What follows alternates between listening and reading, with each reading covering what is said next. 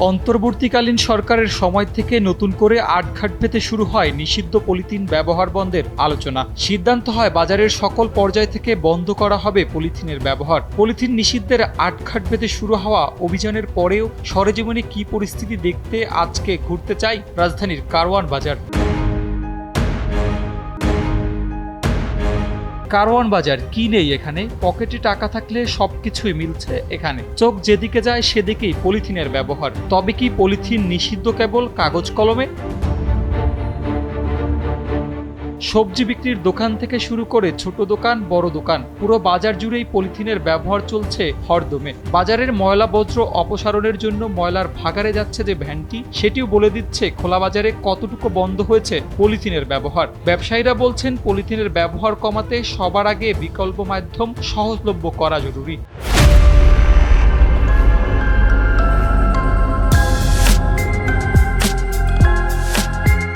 Police আর মাল দিমু কেমনে? মানুষ তো কইবে কথা, সরকার তো কই এলা একটা কথা যে মনে একটা সিস্টেম করে দিয়ে পরে বলি উঠাক, অগ্রিম তো বলি উঠায় আঙ্গরে বিপদে আর কাস্টমারে বিপদে ফেলায় লাভ নেই। সরকার বলতেছে নিষিদ্ধ, ঠিক আছে, কিন্তু আমরা তো মার্কেটে বিকল্প ব্যবস্থা থাকবে না, আমরা পলিথিন ব্যবহার না করার করতে হবে। ক্রেতা ঝুড়ি নিয়ে আসলে ব্যবহার কমানো সম্ভব বলে মনে করেন আরেক সবজি বিক্রেতা। যে কোনো কেথা ঝুড়ি বা ওরকমের কিছু নিয়ে আসে তাইলে দেওয়া যায়, পুলিশ ছাড়া তো আর বাজারে দেওয়া যায় না। ক্রেতারা ব্যাগ নিয়ে না আসাকে নিজেদের ভুল স্বীকার করলেও কেউ অভিযোগ তুলছেন সরকারের দিকে। বলছেন সরকারের পক্ষ থেকে নিয়ন্ত্রণ করা হচ্ছে না এই নিষিদ্ধ পলিথিনের ব্যবহার। আমাদের ব্যাগ নিয়ে আসার দরকার সবার, কিন্তু আসলে আমরা আসি না, বাসা থেকে ব্যাগ না নিয়ে আসার বাধ্য হয়ে যায় আমরা পলিথিন নেওয়ার জন্য। এছাড়া কোনো পথ না থাকে, এটা আমাদের বিকল্প পথ হচ্ছে, এটা অন্য কিছু না।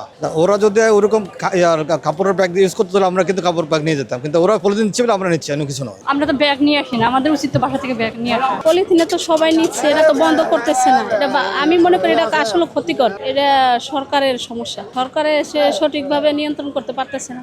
ঢাকা সহ সারা দেশে প্রতিদিন 50 থেকে 60 কোটি টাকার পলিথিন বেচা কেনা হচ্ছে। ওই হিসাবে বছরে অন্তত 20,000 কোটি টাকার নিষিদ্ধ পলিথিনের বাজার গড়ে উঠেছে। বাজারে নিষিদ্ধ পলিথিনের ব্যবহার বন্ধে সরকারের পক্ষে কেন কঠোর নিয়ন্ত্রণ নেই জানতে চাইলে পরিবেশ অধিদপ্তরের পরিচালক সৈয়দ ফরহাদ হোসেন বলেন, আমাদের অভিযান চলমান আছে ভাই, এবং আমাদের ম্যাজিস্ট্রেট প্রতিদিন বের হচ্ছে, আমাদের শিডিউল করা আছে। আমাদের মনিটরিং এর কোনো ঘাটতি নেই। এই জন্য বললাম অফিসে আসেন, এসে আমাদের শিডিউল নেন, আমাদের ম্যাজিস্ট্রেটরা কে কোন দিকে যাচ্ছে। সাইফুল ইসলাম, এনপিবি নিউজ।